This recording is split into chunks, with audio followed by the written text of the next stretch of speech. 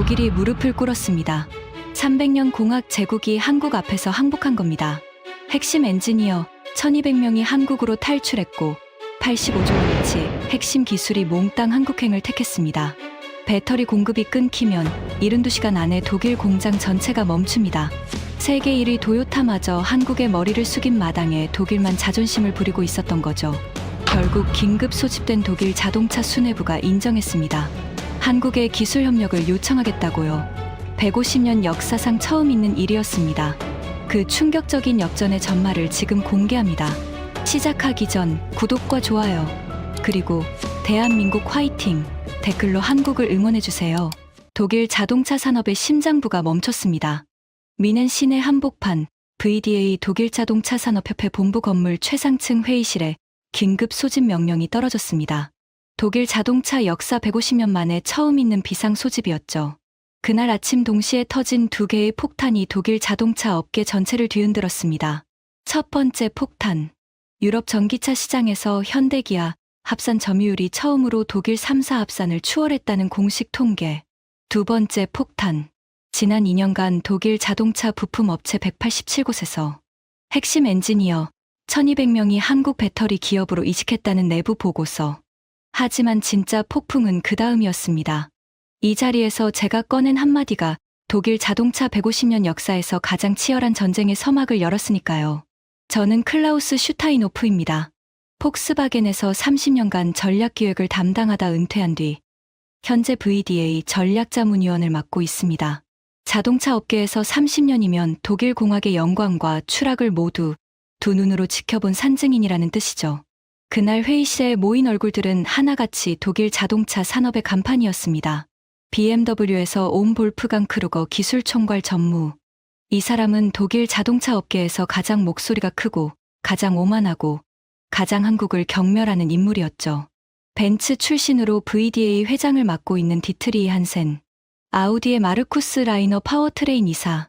포르쉐의 한스 뮬러 재무이사. 그리고 폭스바겐 신사업개발이사 카타리나 베버까지 15명의 독일 자동차 산업 최고 수뇌부가 타원형 회의 테이블 주변에 자리를 잡았습니다. 회의실 통유리 너머로 미넨의 스카이라인이 보였습니다. BMW 본사의 원통형 건물이 저 멀리 서 있었고 창문을 통해 스며드는 햇살 아래로 독일 명차들이 아우토반을 질주하고 있었죠. 가죽 시트 냄새와 갓 내린 에스프레소 향이 뒤섞인 회의실. 창밖 풍경은 아직 독일의 것이었습니다. 하지만 이 방 안에서 벌어질 일은 그 풍경마저 산산조각 낼 겁니다. 한센 회장이 테이블을 가볍게 두드렸습니다. 오늘 슈타인호프 자문위원이 긴급 안건을 요청했습니다. 전략 보고서를 준비했다고 하니 직접 들어보죠. 15개의 시선이 일제히 저를 향했습니다. 기대보다는 짜증이 더 많이 담긴 눈빛들이었죠. 바쁜 일정을 쪼개 미넨까지 날아온 사람들이니까요. 저는 자리에서 일어섰습니다. 양복 안주머니에서 USB를 꺼내 회의실 중앙 스크린에 연결했죠. 화면에 한 장의 그래프가 떴습니다. X축은 연도, Y축은 유럽 전기차 시장 점유율. 파란색 선이 독일 3사 합산, 빨간색 선이 한국 현대기아였습니다. 7년 전만 해도 파란색은 하늘 높은 줄 모르고 치솟아 있었고 빨간색은 바닥을 기어 다녔습니다. 그런데 두 선이 3년 전부터 급격히 가까워지더니 지난 분기 처음으로 빨간색이 파란색 위로 올라선 겁니다. 여러분, 이 그래프가 무엇을 의미하는지 아시겠습니까? 침묵이 흘렀습니다. 유럽 전기차 시장에서 현대기아가 독일 3사 합산 점유율을 처음으로 추월했습니다. 우리의 안방에서 한국에 역전당한 겁니다. 한스 뮬러가 코웃음을 쳤습니다. 전기차 한정 아닙니까? 전체 시장에서는 아직 우리가 압도적이죠. 그렇습니다. 아직은요. 저는 다음 슬라이드를 넘겼습니다. 전체 유럽 시장 추이 그래프였죠. 독일 3사의 파란색 선은 10년 연속 우하향, 현대기아의 빨간색 선은 가파른 우상향. 두 선이 만나는 예상 시점이 화면에 찍혀 있었습니다. 전체 시장 역전 예상 시점. 3년 뒤입니다. 회의실 공기가 순간 얼어붙었습니다. 누군가의 커피잔이 소서에 부딪히는 소리가 유난히 크게 울렸죠. 여기까지는 충격이었습니다. 하지만 충격은 분노로 바뀌기 마련이죠. 그리고 독일 자동차 업계의 분노는 상상 이상으로 뜨거웠습니다. 볼프강 크루거가 의자를 뒤로 밀며 자리에서 벌떡 일어났습니다. BMW 기술총괄 전무. 미넨 공대 기계공학 박사, 엔진 설계 28년. 이 사람에게 자동차란 종교였고 독일이란 그 종교의 성지였습니다. 잠깐만요. 슈타인호프 위원. 그의 목소리가 회의실 벽을 때렸습니다. 아침부터 겁먹은 숫자 몇 개 들고 와서 뭘 어쩌자는 겁니까? 전기차 시장이 뒤집혔다고요? 당연하죠. 우리는 지금 전환기에 있는 겁니다. 과도기라는 걸 모르십니까? 마르쿠스 라이너가 맞장구를 쳤습니다. 맞습니다. 아우디의 전기차 플랫폼 PPE가 내년 양산 시작되면 판이 완전히 바뀝니다. 우리가 본격적으로 시작도 안 한 걸 가지고 호들갑을 떨 필요가 있나요? 저는 조용히 대답했습니다. 그래서 제가 오늘 이 자리에 안건을 올린 겁니다. 스크린에 새로운 슬라이드가 떴습니다. 한 줄짜리 제안서 제목이었죠. 한국 현대기아그룹과의 전략적 기술 제휴 추진안. 3초간의 정적이 흘렀습니다. 그리고 폭발했습니다. 볼프강이 테이블을 주먹으로 내려쳤습니다. 쿵 하는 소리에 물잔이 흔들렸죠. 한국과 기술 제휴. 지금 뭐라고 했습니까? 그의 얼굴이 불그락푸르락 변했습니다. 관자놀이의 혈관이 울퉁불퉁 도드라져 보였죠. 독일 자동차 산업 150년 역사에서 누군가에게 기술 협력을 구걸한 적이 있습니까? 한 번이라도 우리가 세계의 자동차를 가르쳤지 누군가에게 배운 적은 없습니다. 프리드리 바이스가 고개를 끄덕였습니다. 벤츠에서 40년간 품질 관리를 해온 장인이었죠. 그의 손은 거칠었고 손톱 사이에는 아직도 기름때가 남아 있었습니다. 동감입니다. 우리 벤츠의 품질 기준이 어디서 왔는지 아시지 않습니까? DIM 표준. 제가 손수 15년간 다듬어온 겁니다. 그 기준을 한국차가 따라올 수 있다고 봅니까? 한스 뮬러가 안경을 밀어 올리며 냉소적으로 말했습니다. 감정은 빼고 숫자로 이야기하죠. 슈타인호프 위원, 한국 자동차 그룹의 영업이익률이 얼마인지 아시죠? 그 수익 구조로 우리와 동등한 기술 제휴가 가능하다고 생각하십니까? 우리가 뭘 배울 게 있다는 건지 모르겠군요. 사방에서 동의하는 웅성거림이 들려왔습니다. 15명 가운데 저를 지지하는 눈빛은 단 하나도 없었죠. 카타리나 베버만이 입을 다문 채 태블릿 화면을 응시하고 있었습니다. 하지만 그녀도 동의의 표시는 하지 않았죠. 그때 볼프강이 자리로 돌아오며 한마디를 던졌습니다. 이 한마디가 이날 회의의 방향을 완전히 바꿔놓게 될 줄은 그 순간 아무도 몰랐습니다. 슈타인호프 위원. 솔직히 말할까요? 그가 의자에 깊이 기대앉으며 저를 올려다봤습니다. 입꼬리가 비틀어져 있었죠. 조롱의 미소였습니다. 한국이요? 우리 실험실 청소부한테도 3개월이면 차 만드는 법 가르칠 수 있어요. 한국이 차를 만든다는 건 딱 그 수준이란 얘기입니다. 우리 도면 베껴서 싸게 찍어내는 게 전부인 카피캣한테 머리를 숙이자고요? 독일 공학 150년 역사를 모욕하는 겁니까? 심장이 쿵 내려앉았습니다. 예상은 했지만 이 정도로 직접적인 모욕이 나올 줄은 몰랐죠. 하지만 저는 주먹을 꽉 쥔 채 참았습니다. 아직 보여줄 것이 남아 있었으니까요. 볼프강의 발언이 끝나자 회의실의 공기가 완전히 달라졌습니다. 방금 전까지는 불편한 침묵이었다면 이제는 노골적인 저기가 회의실을 가득 채웠죠. 마르쿠스가 의자를 돌리며 저를 정면으로 바라봤습니다. 슈타인호프 위원, 현대차가 지금 잘 나간다는 건 인정합니다.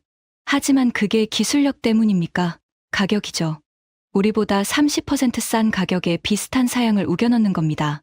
중국 업체들이랑 다를 게 뭡니까? 가격만이 아닙니다. 제가 보여드리고 싶은 건 바로 볼프강이 손을 들어 제 말을 잘랐습니다. 잠깐요. 더 듣기 전에 하나만 짚죠. 그가 천천히 자리에서 일어나 스크린 앞으로 걸어갔습니다. 제가 띄워놓은 그래프를 손가락으로 가리키며 말했죠. 이 빨간색 선, 한국 현대기아 맞죠? 제가 이 그래프에서 보이는 건 딱 하나입니다. 보조금이에요. 유럽 각국 정부가 전기차 보조금을 쏟아부으니까 싼 차가 잘 팔리는 거예요. 보조금 거치는 순간 이 빨간색 선은 곤두박질 칩니다. 두고 보십시오. 몇몇이 고개를 끄덕였습니다. 저는 한 발짝 앞으로 나섰습니다. 크루거 전무님, 그 논리라면 중국 전기차도 같은 혜택을 받고 있죠.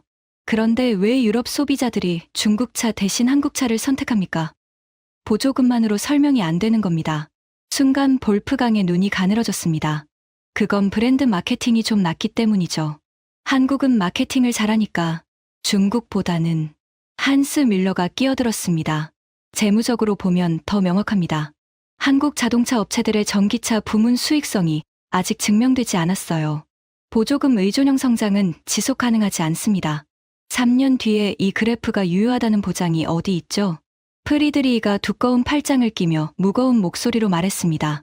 제가 40년간 벤츠에서 품질 하나만 보고 살아온 사람 아닙니까? 한국차를 저도 분해해봤습니다. 솔직히 말하면 겉은 괜찮아요. 하지만 속을 뜯어보면 우리와 차이가 납니다. 용접 정밀도, 도장 균일성, 내구 시험 기준. 우리의 80% 수준이에요. 그 20% 차이가 10년 뒤 차의 수명을 결정하는 겁니다. 사방에서 동의의 웅성거림이 터져 나왔습니다. 저는 점점 섬이 되어가고 있었죠. 15명 중 단 한 명의 아군도 없이 완전히 고립된 채 서 있었습니다. 볼프강이 자리로 돌아가며 결정타를 날렸습니다. 뒤돌아서는 그의 얼굴에는 승리의 미소가 번져 있었죠. 슈타이노프 위원께서 폭스바겐에서 30년 근무한 건 존경합니다. 하지만 은퇴하고 나면 시야가 좁아지는 법이에요. 현장을 떠나면 숫자만 보이거든요. 현장에서 실제로 차를 만들어 본 사람이라면 한국과 기술 제휴 같은 말은 입 밖에도 못 꺼냅니다. 저를 향한 조롱의 시선이 회의실을 가득 채웠습니다. 등에서 식은땀이 흘렀죠. 그때 한센 회장이 손을 들었습니다. 잠깐, 다들 진정하시죠. 회의실이 조용해졌습니다. 한센 회장은 VDA의 수장이자 벤츠에서 CEO까지 지낸 거물이었죠. 그가 입을 열면 모두가 귀를 기울였습니다. 슈타이노프 위원의 제안이 과격한 건 사실입니다. 하지만 오늘 발표된 시장 데이터가 심상치 않은 것도 사실이에요. 살짝 숨통이 트이는 것 같았습니다. 하지만 한센 회장은 저를 향해 고개를 돌리며 차갑게 말했죠. 다만, 슈타이노프 위원. 저도 크루거 전무 의견에 공감하는 부분이 있습니다. 한국과 기술 제휴라는 건 독일 자동차 산업의 자존심을 건드리는 문제예요. 설득하고 싶으시면 감정이 아니라 증거로 해주십시오. 우리가 왜 한국에 머리를 숙여야 하는지, 그래야 하는 이유가 뭔지 반박할 수 없는 증거를 보여주시기 바랍니다. 저는 고개를 끄덕였습니다. 손끝이 미세하게 떨리고 있었지만 마음속에서는 오히려 불꽃이 타오르고 있었습니다. 감사합니다, 회장님. 증거를 보여드리겠습니다. 저는 USB 안에 들어있는 47장의 슬라이드를 아직 한 장도 제대로 보여주지 못한 상태였습니다. 첫 장 그래프만으로 이 난리가 난 거죠. 볼프강이 팔짱을 끼며 의자에 깊이 파묻혔습니다. 입꼬리에 여전히 조롱의 미소가 남아 있었죠. 좋습니다. 보여주세요. 카피캣 나라에 머리를 숙여야 하는 이유를 납득시켜 보시죠. 평생 차나 분해해본 사람으로서 기대되는군요. 마르쿠스가 시계를 힐끗 봤습니다. 1시간 안에 끝내주세요. 저 미넨 공항 비행기 시간 있습니다. 저는 속으로 생각했습니다. 1시간이면 충분합니다. 1시간이면 이 방 안의 모든 자존심을 무너뜨릴 수 있으니까요. 카타리나 베버가 조용히 태블릿을 내려놓고 저를 바라봤습니다. 15명 중 유일하게 저기가 없는 눈빛이었죠. 아직 아군은 아니었지만 적어도 적은 아니었습니다. 그 시선 하나가 저에게 마지막 용기를 줬습니다. 저는 리모컨을 집어들었습니다. 두 번째 슬라이드로 넘기기 전 15명의 얼굴을 천천히 훑어봤죠. 볼프강의 조롱, 마르쿠스의 짜증, 한스의 냉소, 프리드리히의 불편함, 한센 회장의 경계, 그리고 카타리나의 중립. 좋습니다. 지금부터 이 사람들의 표정이 어떻게 변하는지 여러분께서 직접 확인하시게 될 겁니다. 하지만 그 전에 한 가지만 말씀드리겠습니다. 저는 이날 이 회의실에서 벌어진 일을 평생 잊지 못할 겁니다. 독일 자동차 150년 역사에서 가장 치욕적인 진실이 밝혀진 날이니까요. 그리고 그 치욕의 끝에서 우리가 발견한 건 의외로 희망이었습니다. 지금부터 그날의 기록을 있는 그대로 전해드리겠습니다. 저는 리모컨을 누르며 두 번째 슬라이드를 띄웠습니다. 화면에 뜬 것은 유럽 올해의 차 수상 목록이었습니다. 최근 5년간의 기록이 한눈에 펼쳐졌죠. 여러분, 유럽 올해의 차. 유럽 22개국 자동차 전문 기자 60명이 직접 시승하고 투표하는 상입니다. 이건 보조금으로 살 수 없는 거죠. 저는 화면을 가리켰습니다. 5년 전 현대 아이오니고가 유럽 올해의 차를 수상했습니다. 독일 차를 제치고요. 그때 우리 업계 반응이 뭐였습니까? 전기차 붐 타고 운이 좋았다. 한 번의 이변이라고 했죠. 그런데 그 뒤로 기아 EV6도 수상 후보에 올랐고 현대 아이오닉 6는 세계 올해의 차까지 석권했습니다. 볼프강이 손을 들었습니다. 상 하나 탔다고 기술력이 증명됩니까? 마케팅 잘하면 상 탈 수 있어요. 그렇다면 이건 어떻습니까? 다음 슬라이드. 유럽 주요 자동차 전문지 블라인드 테스트 결과였습니다. 독일 아우토빌트, 아우토모토르 운트 슈포르트, 영국 아카. 이 세 매체가 블라인드 테스트를 진행했습니다. 브랜드 로고를 가리고 순수하게 주행 성능, 실내 품질, 전자 장비, 충전 속도만으로 평가한 거죠. 저는 결과표를 확대했습니다. 아이오니고 대 BMW H3. 아이오니고 승. 기아 EV6 대 아우디 Q2트론. EV6 승. 현대 아이오닉 6 대 벤츠 EQE. 아이오닉 6 승. 세 매체 모두 동일한 결과입니다. 회의실에 묘한 긴장이 흘렀습니다. 마르쿠스의 얼굴이 살짝 굳어졌죠. 아우디 Q2트론은 그가 직접 개발을 총괄한 차였으니까요. 로고를 가렸을 때 독일 차가 졌습니다. 이것은 보조금 문제도 아니고 마케팅 문제도 아닙니다. 순수한 제품력의 차이라는 뜻이죠. 프리드리히가 불편한 표정으로 끼어들었습니다. 블라인드 테스트는 단기 인상 평가입니다. 5년, 10년 타보면 결과가 달라요. 내구성은 시간이 증명하는 거지 하루 이틀 시승으로 판단할 수 있는 게 아닙니다. 좋은 지적입니다. 바이스 이사님. 저는 고개를 끄덕이며 다음 슬라이드를 넘겼습니다. 미국 JD 파워 내구 품질 조사 결과였죠. 그래서 이것도 준비했습니다. JD 파워 차량 내구 품질 조사. 구매 후 3년 시점에서 10만 킬로미터 이상 주행한 차량의 결함 빈도를 측정하는 겁니다. 화면에 브랜드별 순위가 떴습니다. 현대, 기아 합산 결함 빈도 100대당 148건, BMW 176건, 벤츠 184건, 아우디 192건. 순간 프리드리히의 표정이 돌로 변했습니다. 40년 품질 장인의 자존심을 정면으로 때린 숫자였으니까요. 이 숫자가 뭘 의미하는지 아시겠습니까? 한국 차가 독일 차보다 고장이 적다는 겁니다. 3년 내구 품질에서요. 바이스 이사님이 말씀하신 시간의 검증. 그 시간이 한국의 손을 들어준 겁니다. 프리드리히가 입술을 꽉 깨물었습니다. 반박하고 싶었지만 JD 파워는 자동차 업계에서 가장 권위 있는 품질 조사 기관이었죠. 그 숫자를 부정하는 건 자동차인으로서 스스로를 부정하는 것이나 마찬가지였습니다. 볼프강이 다리를 꼬며 말했습니다. 좋아요. 한국차 품질이 올라온 건 인정합시다. 하지만 그게 기술 제휴를 해야 할 이유가 됩니까? 우리도 품질 끌어올리면 되는 거 아닙니까? 크루거 전무님, 문제는 품질만이 아닙니다. 저는 리모컨을 눌렀습니다. 진짜 문제는 지금부터입니다. 새로운 슬라이드가 떴습니다. 독일 자동차 부품 업체 인력 유출 현황. 이 슬라이드를 보는 순간 회의실의 분위기가 확 달라졌습니다. 지난 2년간 독일 자동차 관련 기업에서 한국 기업으로 이직한 엔지니어 수 1247명. 숫자가 화면 가운데 크게 떠 있었습니다. 보시에서 238명, GF에서 187명, 콘티넨탈에서 164명, 그리고 여기 계신 분들의 회사에서도 빠져나갔습니다. 저는 회사별 이직자 수를 하나하나 읽어나갔습니다. BMW 89명, 벤츠 76명, 아우디 63명, 폭스바겐 112명, 포르쉐에서도 34명이 나갔습니다. 볼프강의 표정이 처음으로 살짝 흔들렸습니다. 89명이라는 숫자가 그의 코앞에 떨어진 거죠. 이 사람들이 어디로 갔는지 아십니까? 삼성 SDI, LG에너지 솔루션, SK온, 한국 배터리 3사입니다. 그리고 현대차 연구소, 특히 배터리 셀 설계, 전력전자, 자율주행 센서 분야 핵심 인력이 집중적으로 빠져나갔습니다. 마르쿠스가 인상을 찌푸렸습니다. 그건 연봉 문제 아닙니까? 한국 기업들이 독일보다 30% 이상 높은 연봉을 제시한다는 건 업계에서 다 아는 사실이죠. 돈 때문에 간 거예요. 연봉 때문이기도 합니다. 저는 인정했습니다. 하지만 다음 슬라이드를 넘기며 말했죠. 그런데 이직자 320명을 대상으로 한 익명 설문 결과가 있습니다. 이직 사유 1위가 뭔지 아십니까? 화면에 설문 결과가 떴습니다. 1위. 의사결정 속도와 실행력 차이 67%. 2위. 연봉 및 처우 54%. 3위. 기술 투자 규모와 비전 49%. 1위가 연봉이 아니라 의사결정 속도입니다.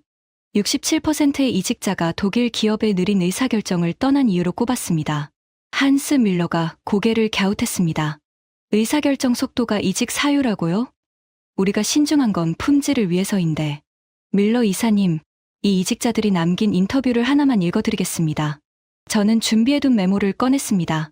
BMW에서 12년 근무한 배터리 셀 엔지니어, 현재 LG에너지솔루션 재직 중인 토마스라는 사람의 인터뷰입니다.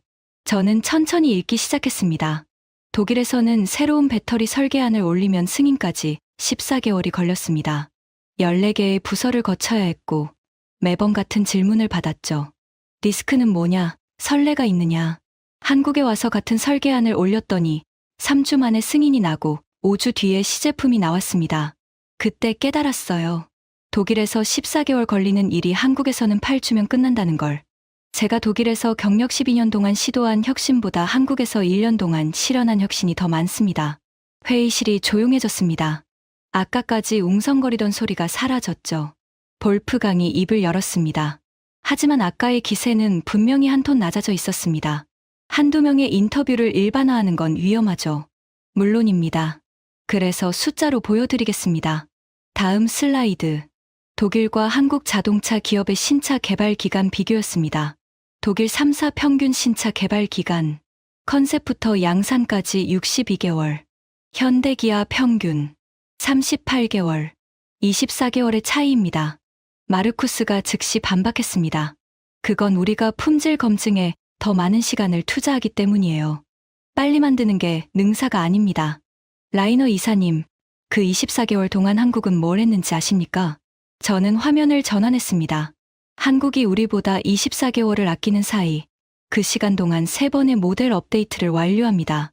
우리가 한 세대를 만드는 동안 한국은 3세대를 진화시키는 거죠. 5년이 지나면 우리는 1세대 뒤, 10년이면 2세대 뒤처집니다. 이게 지금 유럽 시장에서 벌어지고 있는 현실입니다.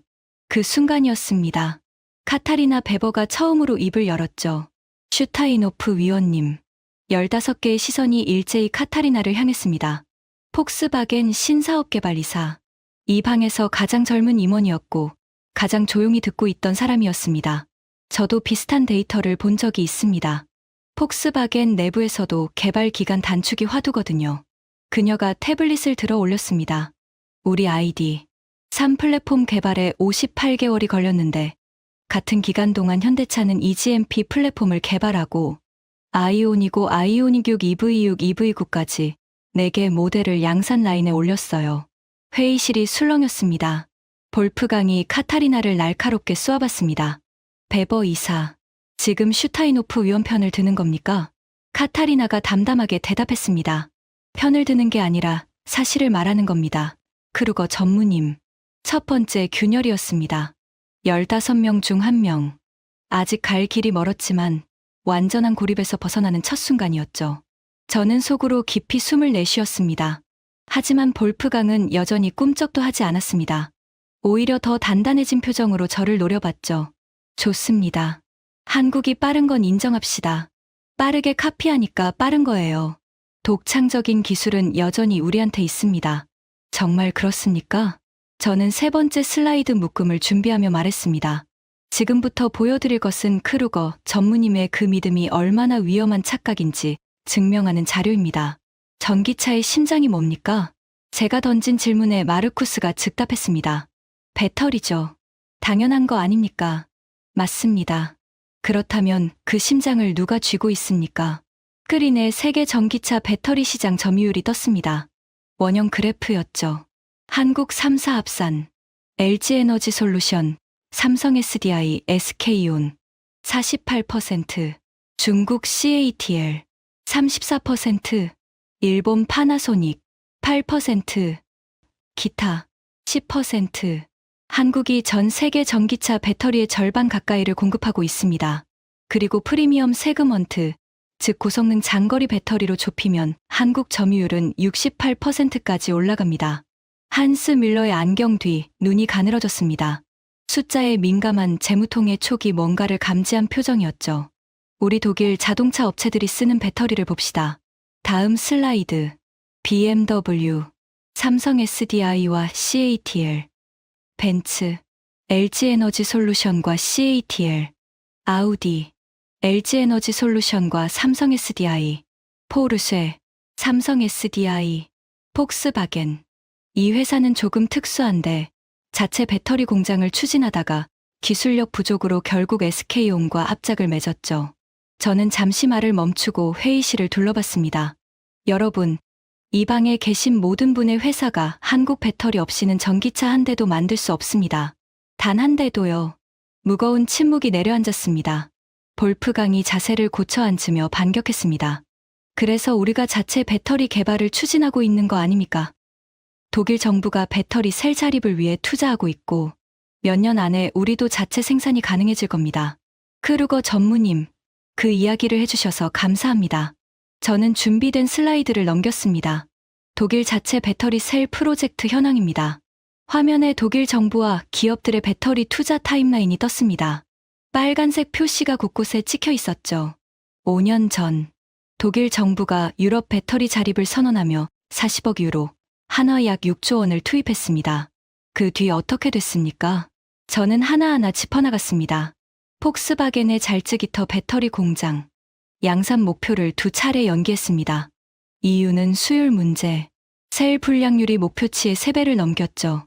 노스볼트, 유럽의 희망이라 불렸던 스웨덴 배터리 스타트업, 독일 자동차 업체들이 수십억 유로를 투자했죠. 결과는 어떻습니까? 파산 신청을 했습니다. 양산 기술을 확보하지 못한 채로요. ACC, 벤츠와 스텔란티스가 합작한 배터리 회사, 역시 양산 일정을 1년 이상 지연했고 생산 단가가 한국 업체 대비 40% 높은 상황입니다. 한스 밀러가 손으로 이마를 짚었습니다. 재무이사로서 이 숫자들의 의미를 정확히 알고 있었죠. 투자금은 나갔는데 결과물이 없는 상황. 주주들에게 설명할 수 없는 상황이었습니다. 여러분, 숫자를 정리해드리겠습니다. 저는 비교표를 띄웠습니다. 한국 LG에너지솔루션의 파우치형 배터리 셀 수율 97%, 삼성 SDI 각형 셀 수율 96%, 독일 자체 생산 셀 수율 최고치가 82%입니다. 이 격차가 무엇을 의미하는지 아시겠습니까? 마르쿠스가 조용히 물었습니다.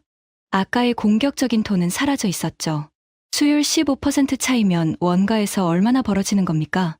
셀당 원가 차이로 환산하면 대당 약 8,000유로입니다. 한화 약 1,200만 원이에요. 같은 차를 만드는데 배터리 원가만으로 1,200만 원이 더 드는 겁니다. 이 차이를 소비자 가격에 전가하면 경쟁력이 없고 기업이 흡수하면 적자죠. 프리드리히가 낮은 목소리로 중얼거렸습니다. 그러니까 지금 우리가 한국 배터리를 안 쓸 수 없는 구조라는 겁니까? 바이스 이사님, 안 쓸 수 없는 정도가 아닙니다. 저는 마지막 슬라이드를 넘겼습니다. 올해 독일 자동차 3사가 한국 배터리 업체에 지불한 총액입니다. 23조 원. 우리 독일 자동차 산업 전체 영업이익의 34%에 해당하는 금액이 한국으로 넘어가고 있습니다. 그리고 이 비율은 매년 올라가고 있죠. 그런데 진짜 무서운 건 돈이 아닙니다. 저는 목소리를 낮췄습니다. 한국 배터리 업체가 공급을 끊으면 우리 생산 라인은 72시간 안에 멈춥니다. 독일 자동차 공장 전체가요. 부품 재고가 3일치밖에 없기 때문입니다. 회의실의 공기가 얼어붙었습니다. 숨소리조차 들리지 않았죠. 이것이 종속입니다. 기술 종속. 우리는 이미 한국에 종속되어 있습니다. 볼프강이 입을 열려다 닫았습니다. 처음 보는 모습이었죠. 이 남자가 할 말을 잃는 순간을 저는 30년 업계 생활에서 한 번도 본 적이 없었습니다. 하지만 3초 뒤 그는 다시 입을 열었습니다. 목소리가 이전보다 한 톤 낮아져 있었지만 인정할 생각은 없어 보였죠. 종속이라는 표현은 과장이에요. 공급선을 다변화하면 됩니다. CATL이 있고 파나소닉도 있어요. 크루거 전무님, CATL은 중국 기업입니다. 미중 갈등이 격화되는 상황에서 중국 배터리 의존도를 높이는 게 대안이 됩니까? 유럽연합이 중국 전기차에 관세를 매기고 있는 마당에요. 파나소닉은 테슬라 전용 공급으로 물량이 꽉 차 있고요. 볼프강이 입술을 깨물었습니다. 카타리나가 다시 입을 열었습니다. 슈타이노프 위원님, 한 가지 추가하자면요. 모든 시선이 다시 카타리나에게 쏠렸습니다. 제가 지난달 한국 출장을 다녀왔습니다. 충남 서산에 있는 삼성 SDI 공장을 방문했는데요. 그녀가 태블릿에서 사진을 꺼내 스크린에 연결했습니다. 이 사진 보이시죠? 삼성 SDI 공장 내부입니다. 클릴룸 수준의 배터리 생산 라인인데 한 라인에서 하루에 찍어내는 셀 수가 50만 개입니다. 그런데 제가 정말 놀란 건 생산량이 아니었어요. 카타리나의 목소리가 진지해졌습니다. 생산 라인 옆에 연구실이 바로 붙어 있었습니다. 라인에서 불량이 나오면 30분 안에 연구원이 달려와서 원인을 분석하고 그 주 안에 공정이 수정됩니다.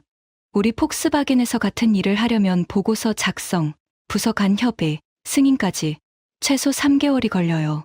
프리드리히가 두 손을 깍지 낀 채 테이블 위에 올려놓았습니다. 그의 거친 손이 미세하게 떨리고 있었죠.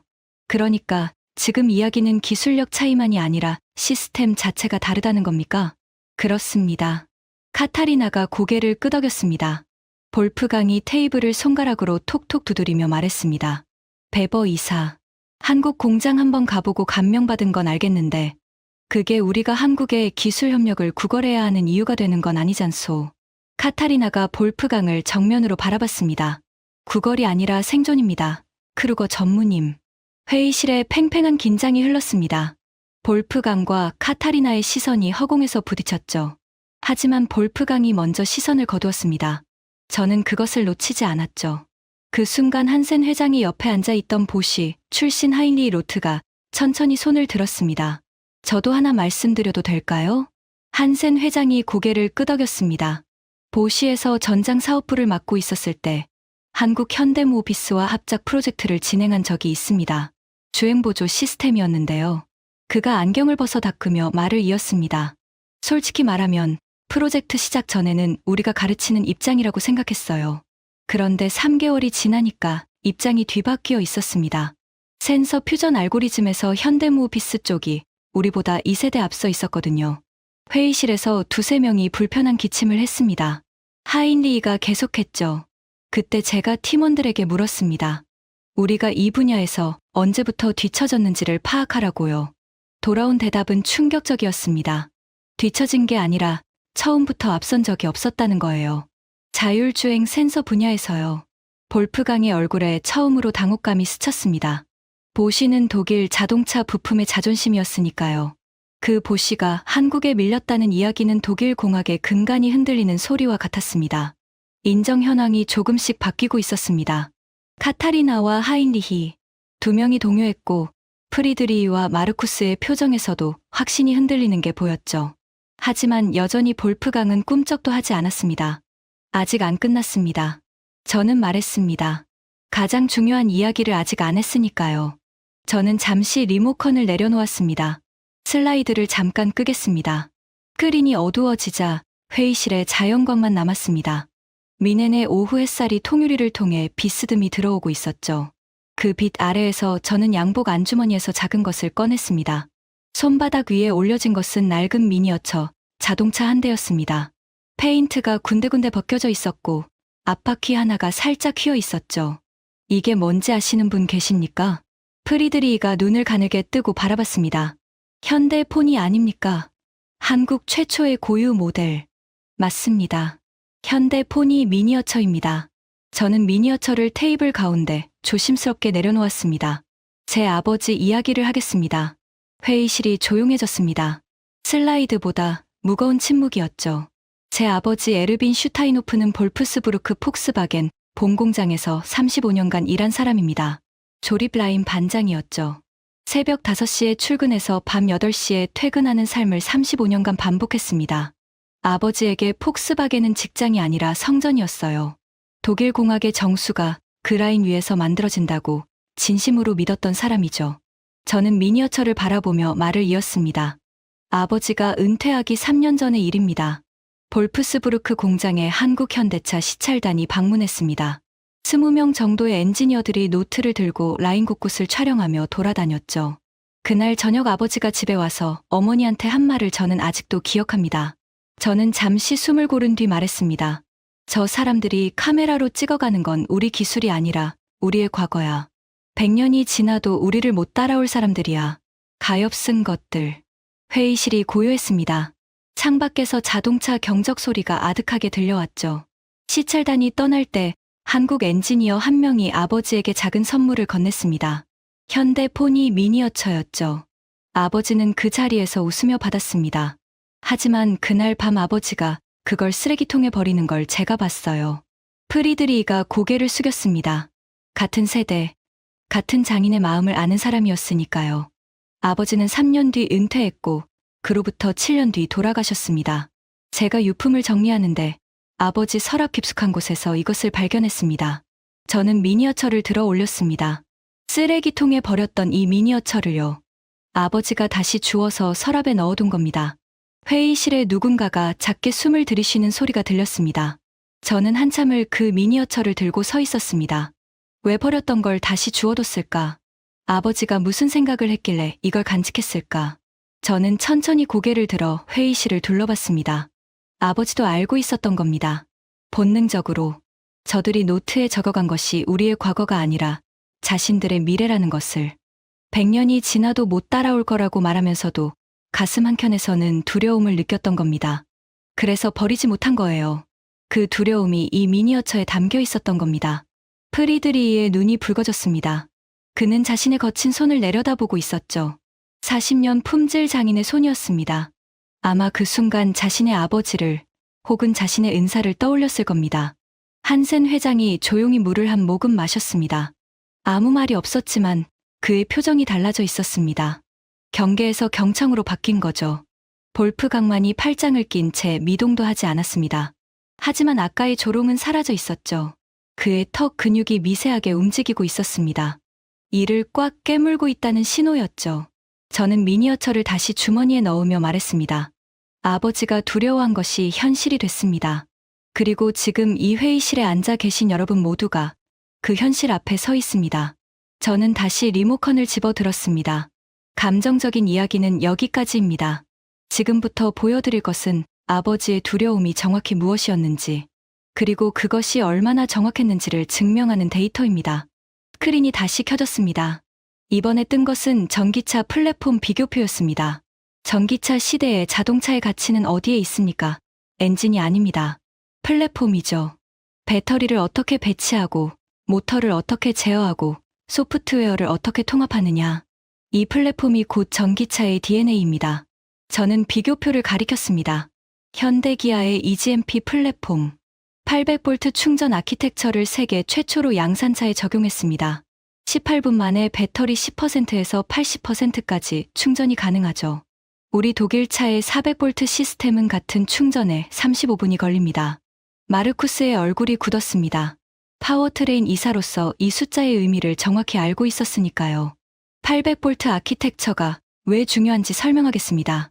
전기차의 일상적 불편함 1위가 충전 시간입니다. 18분과 35분의 차이. 이건 커피 한 잔 마시는 시간과 점심을 먹어야 하는 시간의 차이예요. 소비자한테는 그게 선택의 이유가 됩니다. 그런데 더 심각한 건 이겁니다. 다음 슬라이드. 우리 독일 3사가 800V 시스템을 양산차에 적용하겠다고 발표한 시점. 3년 전입니다. 그런데 아직도 양산 라인에 올리지 못했습니다. 왜냐하면 800V에 맞는 인버터, 컨버터, 충전 시스템을 자체 개발하지 못했기 때문이죠. 그래서 어디 것을 쓰고 있냐면요. 저는 한 박자 쉬었습니다. 한국, 현대모비스와 LG이노텍이 만든 부품입니다. 순간 마르쿠스가 자리에서 벌떡 일어났습니다. 잠깐만요. 우리 아우디 PPE 플랫폼의 800V 시스템은 자체 개발이라고 발표했는데, 발표는 그렇게 했죠. 저는 담담하게 대답했습니다. 하지만 그 안에 들어가는 핵심 전력 반도체는 어디서 옵니까? 실리콘 카바이드 파워 모듈. 이걸 양산 수준으로 만들 수 있는 업체가 전 세계에 4곳입니다. 인피니온, ST마이크로, 울프스피드, 그리고 한국 삼성전자. 이 중 자동차 등급 품질을 안정적으로 대량 공급할 수 있는 곳은 인피니온과 삼성 둘뿐이에요. 그런데 인피니온의 자동차용 실리콘 카바이드 생산량의 40%가 이미 한국 현대기아에 선계약되어 있습니다. 회의실에 웅성거림이 퍼졌습니다. 무슨 뜻이냐면요. 우리가 800V 시스템을 만들려면 어차피 한국 기업한테 줄을 서야 한다는 겁니다. 우리 것이라 부를 수 있는 건 겉껍데기뿐이에요. 볼프강이 이를 악물었습니다. 관자놀이의 핏줄이 다시 도드라졌죠. 그래서 어쩌자는 겁니까? 영원히 한국한테 끌려다니자는 겁니까? 아닙니다. 영원히 끌려다니지 않기 위해 지금 손을 잡아야 한다는 겁니다. 저는 다음 슬라이드를 넘겼습니다. 여기서 끝이 아닙니다. 더 무서운 게 있어요. 화면에 뜬 것은 폭스바겐 전기차 ID 4의 리콜 현황이었습니다. 회의실의 공기가 차갑게 식었죠. 폭스바겐 ID 4 시리즈 출시 이후 소프트웨어 관련 리콜만 8차례, 누적 리콜 대수 48만 대, 유럽 소비자 평가에서 인포테인먼트 시스템 만족도 최하위, 미국 컨슈머 리포트 추천 제외, 폭스바겐 출신인 카타리나의 얼굴이 살짝 붉어졌습니다. 하지만 그녀는 반박하지 않았죠. 사실이었으니까요. 문제가 뭐냐면 이게 하드웨어 결함이 아니라 소프트웨어 결함이라는 겁니다. 저는 목소리를 높였습니다. 독일은 기계를 만드는 데는 세계 최고입니다. 하지만 전기차는 기계가 아니라 달리는 컴퓨터예요. 소프트웨어가 차의 70%를 결정하는 시대가 왔는데 우리는 소프트웨어에서 참패하고 있습니다. 한국은 어떻습니까? 다음 슬라이드. 현대기아의 차량 소프트웨어 역량 분석이었습니다. 현대기아는 소프트웨어 개발 인력만 1만 2천 명입니다. 삼성전자, 네이버, 카카오 출신 개발자들이 자동차 업계로 대거 유입됐죠.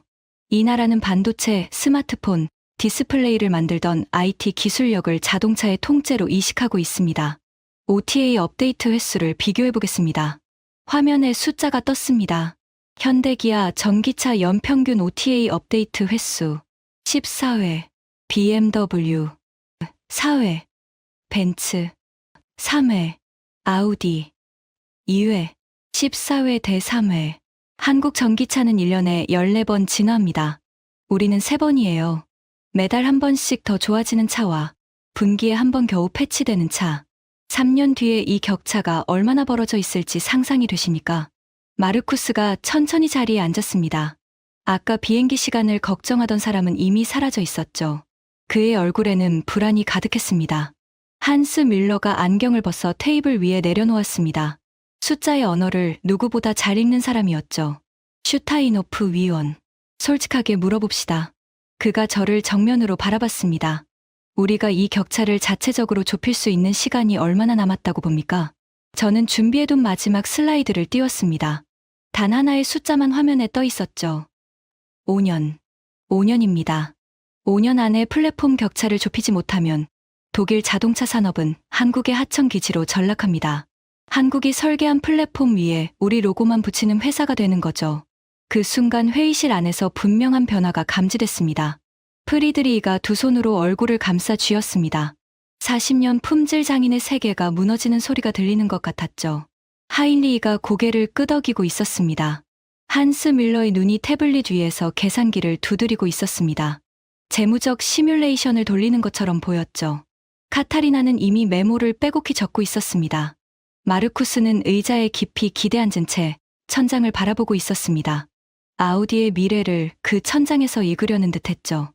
15명 중 절반 가까이의 표정이 바뀌어 있었습니다. 하지만 볼프강 크루거는 여전히 팔짱을 끼고 있었습니다. 턱 근육이 단단하게 굳어 있었고 눈빛에는 아직 불꽃이 남아 있었죠. 5년이요? 볼프강이 낮게 말했습니다. 5년 안에 한국의 하청이 된다. 너무 극단적인 시나리오 아닙니까? 공포 마케팅으로 밀어붙이는 건 좋은 전략이 아닙니다. 슈타이노프 위원. 저는 볼프강을 바라봤습니다. 크루거 전무님, 일본 이야기를 해도 되겠습니까? 볼프강이 눈썹을 치켜 올렸습니다. 일본이요? 갑자기 왜? 도요타 이야기를 하겠습니다. 저는 새로운 슬라이드를 띄웠습니다. 도요타, 세계 자동차 판매 1위, 하이브리드 기술의 선구자, 일본 제조업의 상징이죠. 그 도요타가 최근 뭘 했는지 아십니까? 화면에 뉴스 기사가 떴습니다. 도요타가 전기차 배터리 공급을 위해 한국 LG에너지솔루션, 삼성 SDI와 대규모 장기 계약을 체결했습니다. 일본 자동차의 자존심 도요타가요. 파나소닉이라는 자국 배터리 업체가 있는데도 한국에 손을 내민 겁니다. 볼프강의 눈이 가늘어졌습니다. 이유가 뭔지 아십니까? 도요타 내부 보고서에 이런 문구가 있었습니다. 한국 배터리 기술과의 격차를 자체적으로 좁히는 것은 비현실적이며 전략적 협력만이 유일한 생존 방안이다. 저는 화면을 가리키며 말했습니다. 세계 1위 자동차 회사가 한국 앞에서 이렇게 인정한 겁니다. 비현실적이라고. 유일한 생존 방안이라고. 그런데 도요타는 최소한 빨리 결정했습니다. 현실을 인정하고 바로 움직인 거죠. 저는 회의실을 천천히 둘러봤습니다. 우리는 어떻습니까? 도요타보다 상황이 더 나쁜데 아직도 자존심을 논하고 있습니다. 한센 회장이 처음으로 자세를 바꿨습니다. 뒤로 기대앉아 있던 몸을 앞으로 당기며 테이블에 팔꿈치를 올렸죠. 전 세계 자동차 업계가 주목하는 남자가 진지한 자세로 전환한 겁니다. 슈타이노프 위원. 한센 회장의 목소리가 회의실을 울렸습니다. 지금까지의 발표 내용은 상당히 설득력이 있습니다. 하지만 한 가지 질문이 있어요. 회의실의 모든 시선이 한센 회장에게 집중됐습니다. 한국이 우리에게 기술 제휴를 해줄 이유가 뭡니까?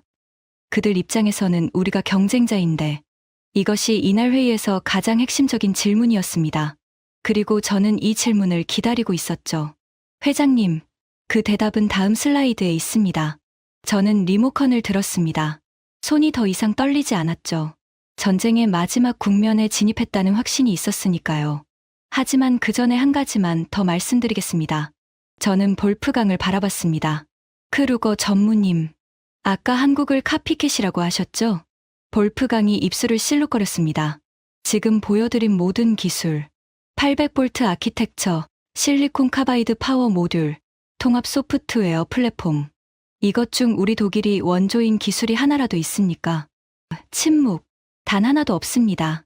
전부 한국이 세계 최초로 양산에 성공한 기술이에요. 카피캣이 아닙니다. 그들이 원본이고 지금 우리가 카피하려는 입장인 겁니다. 볼프강의 주먹이 물을 위에서 하얗게 변했습니다. 이를 악무는 소리가 들릴 것 같았죠. 하지만 반박은 나오지 않았습니다. 저는 마지막 전투를 위해 숨을 깊이 들이쉬었습니다. 150년 자존심과 5년의 생존. 이 방 안에 15명이 어느 쪽을 선택할 것인지 답은 이미 정해지고 있었습니다. 저는 마지막 슬라이드를 띄웠습니다. 화면에 뜬 것은 세계 자동차 산업 밸류체인 구조도였습니다. 누가 무엇을 만들고 누가 무엇에 종속되어 있는지를 한눈에 보여주는 그림이었죠. 한센 회장님께서 물으셨습니다. 한국이 우리에게 기술 제휴를 해줄 이유가 뭐냐고요. 저는 구조도를 가리켰습니다. 답은 간단합니다. 한국에게도 우리가 필요하기 때문입니다. 볼프강이 눈썹을 치켜 올렸습니다. 한국은 배터리, 소프트웨어, 플랫폼에서 세계 최고입니다. 하지만 한 가지가 없어요. 저는 구조도의 한 부분을 손가락으로 짚었습니다. 프리미엄 브랜드입니다. 현대 기아가 아무리 기술이 좋아도 벤츠, BMW, 아우디가 가진 150년의 브랜드 가치를 10년 만에 만들 수는 없습니다. 전기차 시장에서 대중차 영역은 한국이 장악했지만 1억 원 이상 프리미엄 세그먼트에서는 아직 독일이 우위에 있죠. 한센 회장이 고개를 살짝 끄덕였습니다. 그러니까 이건 대등한 거래가 될 수 있습니다. 한국의 기술과 독일의 브랜드, 둘 다 상대방이 가지지 못한 것을 가지고 있으니까요. 머리를 숙이는 게 아니라 서로의 부족한 부분을 채우는 겁니다. 한스 밀러가 고개를 끄덕이며 태블릿에 뭔가를 적었습니다. 재무적으로 성립한다는 판단을 내린 표정이었죠. 프리드리히가 천천히 입을 열었습니다. 슈타이노프 위원. 제가 40년간 지켜온 독일 품질 기준이라는 것이 있습니다. DIM 표준, 내구 시험 기준, 도장 균일성. 이런 것들이 한국과의 제휴에서도 지켜질 수 있겠습니까? 그의 목소리에는 저기가 아니라 진심이 담겨 있었습니다. 40년 장인이 마지막까지 지키고 싶은 것을 물어보는 거였죠. 바이스 이사님. 오히려 질문을 바꿔야 합니다. 저는 진지하게 대답했습니다. 한국의 배터리 셀 수율 97%. 이것이 어떤 품질 관리 체계에서 나온 건지 아십니까? 독일의 DIM보다 더 정밀한 기준을 한국은 이미 자체적으로 구축하고 있습니다. 우리가 지켜야 할 품질 기준이 있듯이 그들에게도 있는 거죠. 제휴는 기준을 낮추는 게 아니라 양쪽의 기준을 합쳐서 더 높이는 겁니다. 프리드리히가 천천히 고개를 끄덕였습니다. 그의 눈에 눈물이 살짝 맺혀 있었죠. 자존심이 무너진 눈물이 아니었습니다. 40년 지켜온 것이 부정당하지 않을 거라는 안도의 눈물이었죠. 마르쿠스가 자리에서 일어나 창가로 걸어갔습니다. 미는 시내가 내려다 보이는 통유리 앞에 선 그가 말했습니다. 저도 인정하겠습니다. 15개의 시선이 마르쿠스에게 쏠렸습니다. 아우디 PPE 플랫폼 개발하면서 가장 큰 병목이 뭐였는지 아십니까? 배터리 관리 시스템이었습니다. 셀 밸런싱 알고리즘 하나를 우리 연구진이 14개월 매달렸는데 결국 해결 못했어요. 결국 한국협력사에서 파견 나온 엔지니어 3명이 6주 만에 풀었습니다. 그가 돌아서서 회의실을 바라봤습니다. 6주요. 우리가 14개월 걸려도 못한 걸 6주 만에 해결한 사람들이에요. 그때 알았습니다. 이건 격차가 아니라 차원이 다른 거라고요. 회의실에 긴 침묵이 흘렀습니다. 하인리히가 조용히 말했습니다. 저도 보시에서 같은 경험을 했습니다. 인정할 건 인정해야죠. 한센 회장 옆에 앉아 있던 GF 출신 베르나르트가 손을 들었습니다. 저도 동의합니다. 변속기 쪽에서도 한국 기업들의 전동화 기술이 우리를 앞서고 있는 건 사실입니다. 하나, 둘, 셋. 동의의 목소리가 연쇄적으로 터져 나왔습니다. 콘티넨탈에서 온 슈미트도 고개를 끄덕였고 보시 시스템 사업부의 피셔도 맞는 말입니다라고 말했죠. 15명 중 12명의 표정이 바뀌어 있었습니다. 그리고 모든 시선이 한 사람에게 집중됐습니다. 볼프강 크루거. 그는 여전히 팔짱을 끼고 있었습니다. 하지만 아까와는 달랐죠. 팔짱이 자신감이 아니라 방어막처럼 보였습니다. 사방에서 무너져 내리는 성벽 사이에서 혼자 버티고 있는 마지막 병사 같았죠. 회의실이 조용해졌습니다. 모두가 볼프강의 입이 열리기를 기다리고 있었습니다. 10초, 20초, 30초. 볼프강이 천천히 팔짱을 풀었습니다. 그 동작이 마치 갑옷을 벗는 것처럼 느려 보였죠. 그가 입을 열었습니다. 슈타이노프 위원. 목소리가 갈라져 있었습니다. 아까의 포효가 아니라 깊은 곳에서 올라오는 목소리였죠. 제가 BMW 엔진 설계실에 처음 들어간 게 28년 전입니다. 그때 선배가 저한테 한 말이 있어요. 그가 천장을 올려다봤습니다. 우리가 만드는 건 엔진이 아니라 독일의 심장이다. 이 심장이 뛰는 한 독일은 멈추지 않는다. 그의 목소리가 떨렸습니다. 28년간 그 말을 믿었습니다. 엔진 설계 도면 한 장 한 장에 제 인생을 바쳤어요. 새벽 3시에 연구실에서 쓰러져 잠들고 아이들 졸업식도 못 가고 아내가 떠나겠다고 했을 때도 연구실을 떠나지 않았습니다. 회의실에 누군가가 숨을 들이쉬는 소리가 들렸습니다. 그런데 지금 누군가가 와서 말하는 겁니다. 당신이 평생 바친 그 심장, 이제 필요 없다고. 앞으로는 한국이 만든 배터리가 심장이 될 거라고. 볼프강이 고개를 숙였습니다. 그의 넓은 어깨가 미세하게 떨리고 있었죠. 화가 나지 않는다면 거짓말입니다. 분합니다. 28년이 부정당하는 기분이에요. 저는 아무 말도 하지 않았습니다. 이 순간은 제 말이 아니라 볼프강의 말이 필요한 시간이었으니까요. 볼프강이 고개를 들었습니다. 그의 눈이 붉어져 있었죠. 하지만 그가 깊이 숨을 내쉬었습니다. 분하다고 사실이 바뀌지는 않습니다. 회의실의 공기가 바뀌었습니다. 모두가 숨을 멈추고 볼프강을 바라보고 있었죠. 제가 아까 한국을 청소부 수준이라고 했습니다. 볼프강이 저를 바라봤습니다. 그 말 취소하겠습니다. 그가 자리에서 일어섰습니다. 오늘 이 자리에서 제가 본 숫자들, 블라인드 테스트, 개발 기간, 배터리 수율, 소프트웨어 업데이트 횟수, 그리고 무엇보다 도요타가 머리를 숙였다는 사실. 세계 1위가 인정한 걸 세계 3위, 4위, 5위인 우리가 부정할 자격이 있겠습니까? 볼프강이 한 발짝 앞으로 나왔습니다. 슈타이노프 위원. 제가 지금 이 말을 하는 게 얼마나 고통스러운지 아십니까? 그의 눈에서 눈물이 흘렀습니다. 28년간 독일 엔진의 심장을 만들어 온 남자의 눈물이었죠. 기술 제휴를 추진합시다. 단, 한 가지 조건이 있습니다. 모든 시선이 볼프강에게 고정됐습니다. 우리가 배후돼 종속은 안 됩니다. 협력하되 독일 공학의 정체성은 지킵니다. 한국의 기술을 받아들이되 그 위에 독일만의 가치를 올리는 겁니다. 이건 항복이 아니라 진화여야 합니다. 저는 고개를 끄덕였습니다. 가슴이 뜨거워지는 것을 느꼈죠. 그래야 합니다. 크루거 전무님. 그것이 제가 처음부터 원했던 겁니다. 한센 회장이 천천히 자리에서 일어났습니다. 회의실 전체가 숨을 죽였습니다. VDA 회장, 전 벤츠 CEO. 이 남자의 한마디가 독일 자동차 산업의 방향을 결정하는 거였으니까요. 오늘 이 자리에서 많은 것을 들었습니다. 그가 회의실을 천천히 둘러봤습니다. 솔직히 말하면 아침에 이 자리에 앉았을 때 저도 크루거 전무와 같은 생각이었습니다. 한국과 기술 제휴? 독일의 체면이 허락하지 않는다고요. 그가 잠시 말을 멈추었다가 이었습니다. 하지만 오늘 이 회의실에서 제가 깨달은 것은 체면과 생존 사이에서 선택해야 한다면 답은 하나라는 겁니다. 한센 회장이 저를 바라봤습니다. 슈타인호프 위원. 한국과의 기술 제휴 추진안을 공식 안건으로 상정하겠습니다. 각사 대표들은 2주 내로 실무 검토 의견을 제출해 주십시오. 그가 테이블을 한번 두드렸습니다. 150년간 우리가 세계의 자동차를 가르쳤습니다. 이제는 배울 차례입니다. 배우는 것이 부끄러운 게 아닙니다. 배우지 않아서 멈추는 것이 부끄러운 겁니다. 회의가 공식적으로 끝났지만 아무도 자리를 뜨지 않았습니다. 마르쿠스가 먼저 저에게 다가왔습니다. 슈타인호프 위원. 아까 비행기 시간 운운한 것 죄송합니다. 비행기는 내일 것으로 바꾸겠습니다. 프리드리히가 제 손을 잡았습니다. 40년 장인의 거친 손이 따뜻했죠. 당신 아버지가 대단한 분이셨어요. 미니어처를 버리지 못한 그 마음. 장인이라면 누구나 그런 감각이 있습니다. 두려움을 느끼면서도 인정하지 못하는 그 마음 말이에요. 카타리나가 태블릿을 들고 다가왔습니다. 위원님, 제가 오늘 회의 내용을 정리해서 폭스바겐 이사회에 바로 올리겠습니다. 우리가 가장 먼저 움직여야 합니다.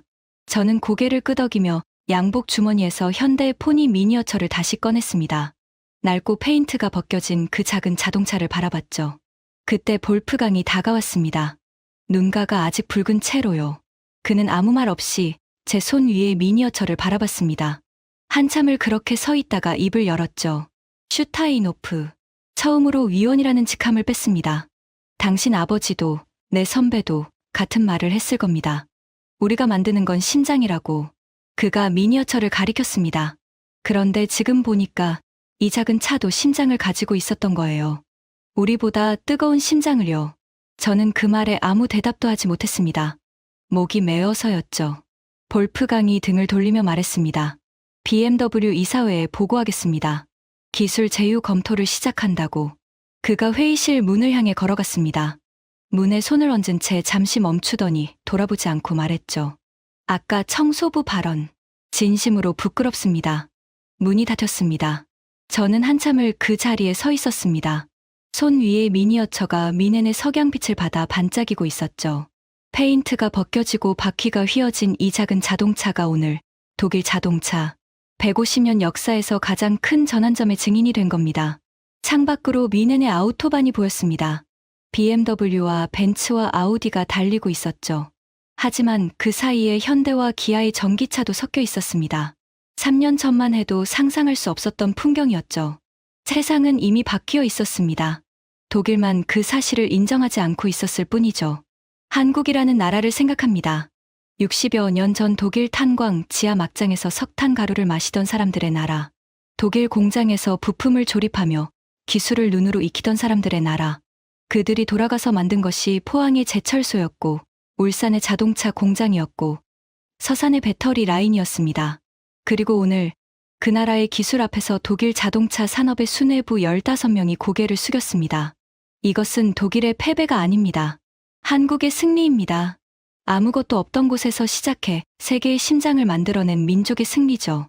저는 아버지의 서랍에서 발견한 미니어처를 다시 주머니에 넣었습니다. 아버지가 두려워했던 그 나라가 결국 해냈습니다. 그리고 오늘 아들인 저는 아버지가 차마 하지 못했던 말을 대신했습니다. 우리는 배워야 합니다. 한국에서요. 그 말이 독일 자동차 150년 역사에서 가장 뼈아픈 한마디였지만 동시에 가장 정직한 한마디이기도 했습니다. 미넨의 석양이 회의실을 붉게 물들이고 있었습니다. 이제 독일에는 새로운 엔진이 필요합니다. 과거의 영광에 취해 멈춰선 낡은 엔진이 아니라 현실을 직시하고 배움을 두려워하지 않는 새로운 엔진이요. 그 엔진의 설계도를 한국이 쥐고 있다는 사실이 쓰라리지만 쓰라린 현실을 외면하는 것보다 직면하는 편이 낫다는 것을 오늘 이 방 안의 모든 사람이 깨달았습니다. 한국이라는 나라의 저력을 저는 오늘에서야 온전히 이해했습니다. 그들은 단순히 기술이 뛰어난 게 아닙니다. 아무것도 없는 맨바닥에서 시작해 세계의 정상에 서기까지 단 한 번도 멈추지 않은 민족이에요. 그 집요함과 뜨거움이 오늘 이 회의실의 150년 자존심을 무너뜨린 겁니다. 대한민국이 걸어온 길은 기적이 아닙니다. 피와 땀과 눈물로 쌓아올린 가장 정직한 결과물이죠. 그리고 그 결과물 앞에서 세계가 하나둘 고개를 숙이고 있습니다. 오늘의 사연은 여기까지입니다. 독일 자동차 150년 자존심이 무너진 그 회의실에서 우리는 확인했습니다. 대한민국의 기술이 세계의 새로운 기준이 되었다는 것을요. 이 이야기가 마음에 드셨다면 주변에 널리 공유해 주세요. 우리가 흘린 땀은 헛되지 않았습니다. 구독과 좋아요도 부탁드립니다. 지금까지 감동테라였습니다. 감사합니다.